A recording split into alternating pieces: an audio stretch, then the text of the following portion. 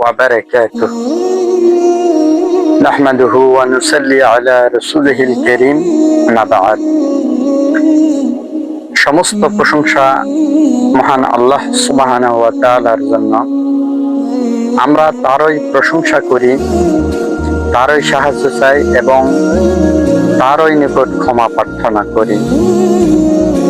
দরুদ ও সালাম বর্ষিত হোক আমাদের প্রিয় নবী হযরত মুহাম্মদ সাল্লাল্লাহু আলাইহি ওয়াসাল্লাম ও তার পরিবার পরিজন, সাহাবায়ে কেরাম এবং কিয়ামত পর্যন্ত আগত সকল উম্মতের উপর। প্রিয় মুসলিম ভাই ও বোনেরা, আজ আমি আপনাদের সামনে হাদিসের আলোকে রোজাদারদের 10টি মহা মর্যাদা তুলে ধরব, যাতে আমাদের হৃদয়ে রোজার প্রতি ভালোবাসা, গুরুত্ব আরো বেড়ে যায় ইনশাআল্লাহ। আশা করছি ভিডিওটি ধৈর্য সহকারে দেখবেন এবং অপরকে দেখার সুযোগ করে দিবেন ইনশাআল্লাহ।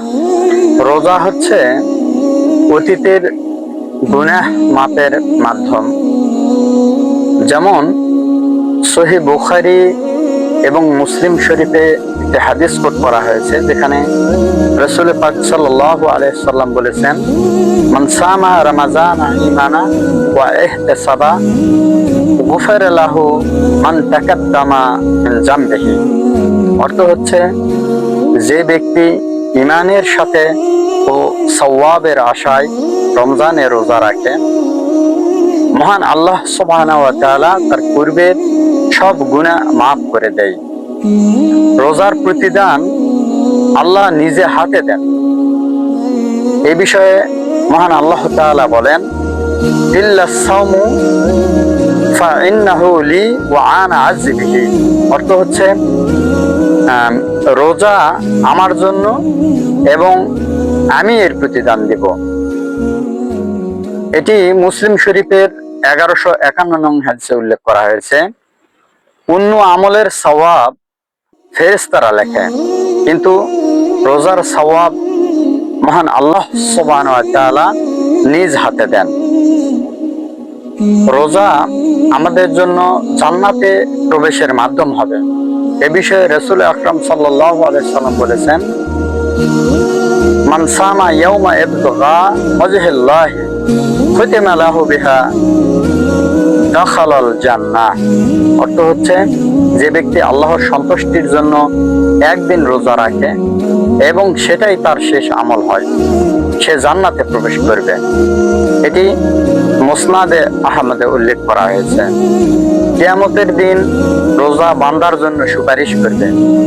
যেমনটি হাদিসের মধ্যে রাসূল আকরাম সাল্লাল্লাহু আলাইহি ওয়াসাল্লাম বলেছেন, আস-সাওম ওয়াল কুরআন ইয়াশফাআন লিল আবদি ইয়াওমাল কিয়ামাহ। অর্থ হচ্ছে, কিয়ামতের দিন রোজা ও কুরআন বান্দার জন্য সুপারিশ করবে।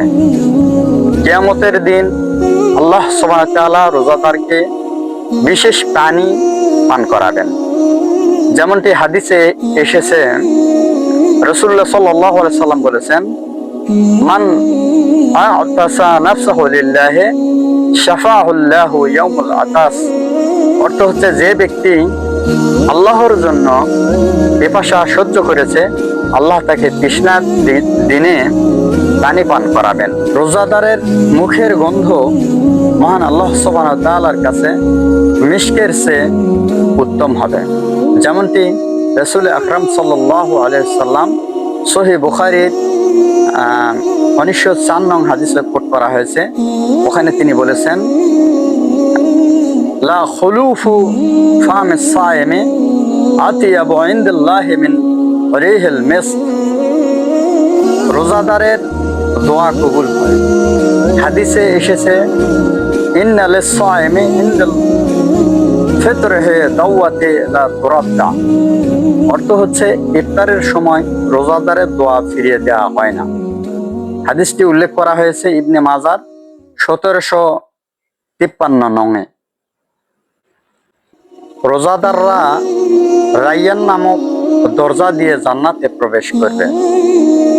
এ বিষয়ে রাসূলুল্লাহ সাল্লাল্লাহু আলাইহি সাল্লাম মুসলিম শরীফের 1152 এবং বুখারী শরীফের 1196-তে একটি হাদিস কোট করেছেন, যেখানে তিনি বলেন, ইন্না ফি জান্নাতিল বাবা ইউকালু লাহু রাইয়ান ইয়াদখুলু মিনহু সাইমুনা।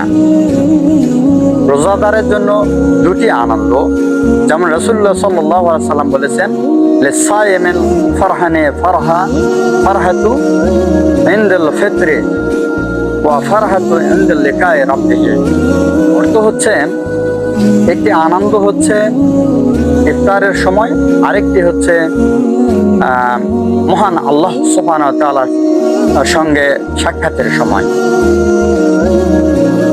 রমজানে জান্নাতের দরজা খুলে দেওয়া হয়। এ বিষয়ে সহিহ বুখারীতে হাদিস কোট করা হয়েছে। হাদিস নাম্বার হচ্ছে 1777, যেখানে রাসূল পাক সাল্লাল্লাহু আলাইহি ওয়াসাল্লাম বলেছেন, ইজা জা রমাদান ফুতহাতু আবওয়াবুল জান্নাতি। অর্থ হচ্ছে, যখন রমজান আসে জান্নাতের দরজাসমূহ খুলে দেওয়া হয়। তো সম্মানিত প্রিয় মুসলিম ভাই বোনেরা, রোজা শুধু ক্ষুধা ও পিপাসা সহ্য করার নাম নয়, রোজা হলো আত্মার প্রশিক্ষণ, তাকওয়ার শিক্ষা এবং জান্নাতের টিকিট। তাই আসুন আমরা রোজাকে ভালোবাসি, কোরআন পড়ি, দোয়া করি এবং আল্লাহর পথে জীবন উৎসর্গ করার চেষ্টা করি। হে আল্লাহ, আমাদের রোজা কবুল করুন, আমাদের গুনাহ ক্ষমা করুন, আমাদেরকে রাইয়ান দরজা দিয়ে জান্নাতে প্রবেশ করান, কিয়ামতের দিন আপনার দিদার নসিব করুন এবং ঈমানের সাথে আমাদের মৃত্যু দান করুন। আমিন। সাদাকাল্লাহুল আলিয়্যুল আযীম।